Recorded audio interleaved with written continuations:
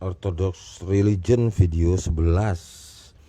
Ya, jadi hierarkis yang memang sudah banyak parokinya di berbagai tempat ya. Itu paroki pindahan dinaungi oleh Metropolitan Patriarch itu ya.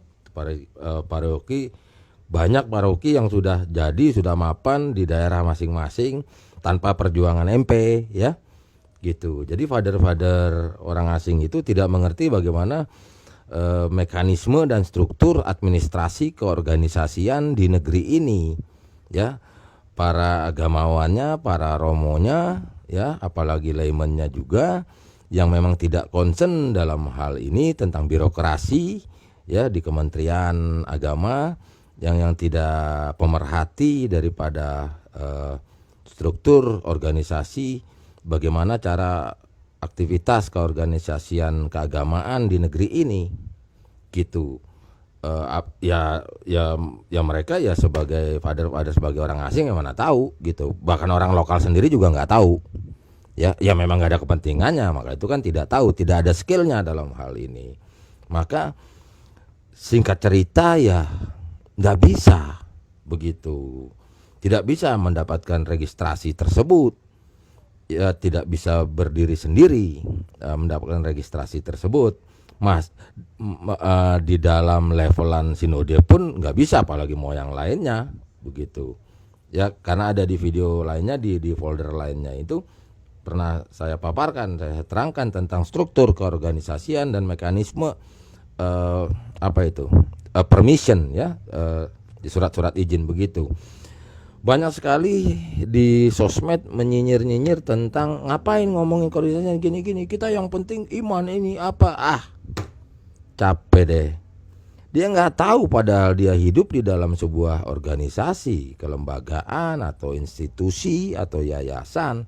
Dibutuhkan surat menyurat karena di negeri ini demikianlah bentuk kehadiran suatu agama, dibutuhkan paper ya, dibutuhkan kertas izin sana, izin sini. Bagaimana caranya mau mengeluarkan sertifikat lahir, sertifikat nikah, sertifikat kematian, ya? Bagaimana izinnya, izin keramaian, gitu. Jadi jangan sok teong itu, Facebooker, tukang nyinyir itu, YouTuber netizen itu, ya kan kalian nggak tahu, ya, gitu loh, ya kalian bukan bidangnya lah gitu kan, kalian kan bidangnya kan tukang kutip ayat gitu ya, tukang kutip ayat, nggak ngerti begitu struktur ini.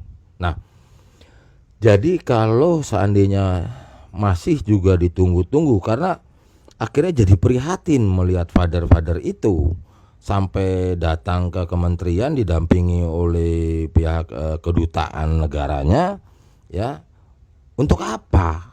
Karena posisi, kalau kita lihat posisi politik dan pemerintahan adem-adem aja di negeri ini, dan tidak ada yang mendobrak ya. Salah satu pintu masuknya yaitu ya dari parlemen untuk merubah daripada keorganisasian di bawah naungan Kementerian Agama tersebut.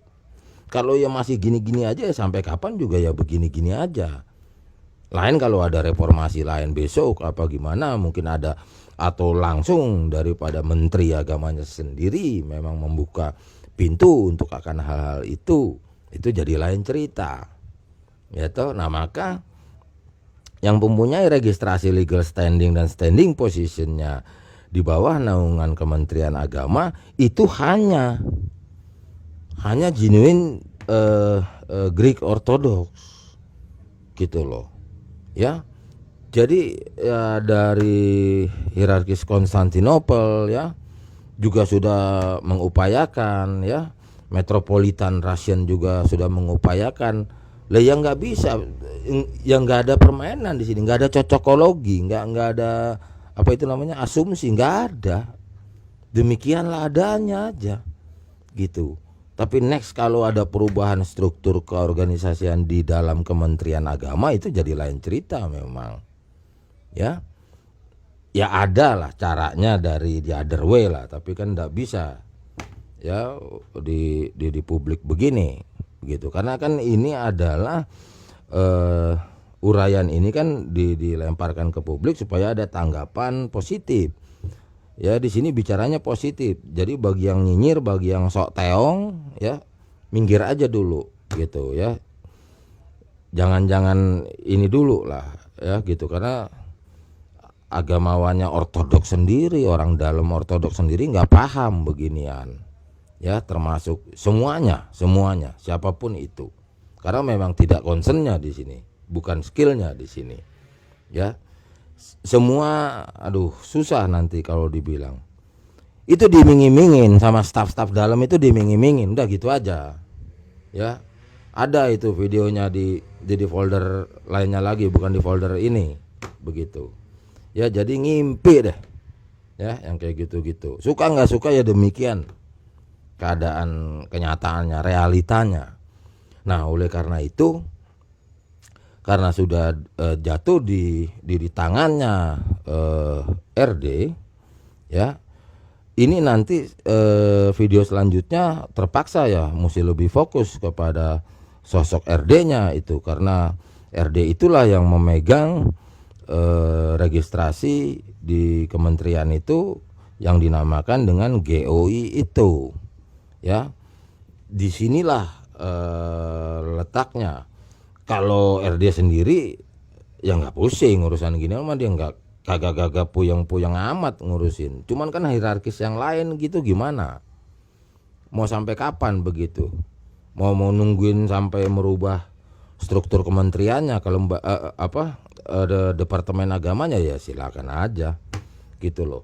Kalau dapat iming-iming ya selalu bahasa-bahasa indah ya keluar, kepada father bule juga keluar itu kalau lagi berkunjung ke kementerian situ, meskipun didampingin sama duta besar sekalipun gitu loh.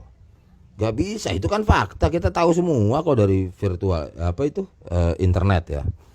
Ya kan ada websitenya apa segala, sama duta besar, sama-sama kedutaan Rusia ya kan, episkop apa segala ya toh. Ya jadi ya itu ya dipikirkan saja gitu, cari jalan yang baik aja lah ya, supaya eksisnya juga baik-baik saja, supaya orang-orang cibir juga tukang nyinyir juga supaya terdiam lah melihat keadaan ini. Karena nyinyiran itu selalu dibawakan narasi tentang kok banyak ini kepecahan, perpisahan apa segala gitu. Jadi hampir setiap dekade itu ada aja gitu yang memperberat daripada posisi ortodoks di negeri ini. Dari yang cerita PDTYR itu ya kan, dia memviralkan dia punya pendapat padahal tidak terpenuhi karena istrinya suruh jadi gembala sidang di gerejanya yang lama, dirinya dia mau jadi, ibaratnya mau jadi abuna di konteks ortodok. Gimana sih gitu loh, saya enak-enakin dewe, enggak gitulah caranya, biasa-biasa aja lah ya, baik-baik aja, nggak usah ini. Sekarang zaman virtual ya, zaman Google ya, nggak usah melintir ntar malu sendiri di ujung ya. Gitu aja dulu, nanti next kita coba soroti mengapa RD begini dan kenapa terpaksa harus mencari-cari hierarkis yang dapat menaungi RD tersebut ya. Untuk Orthodox Religion video 11 saya cut dulu.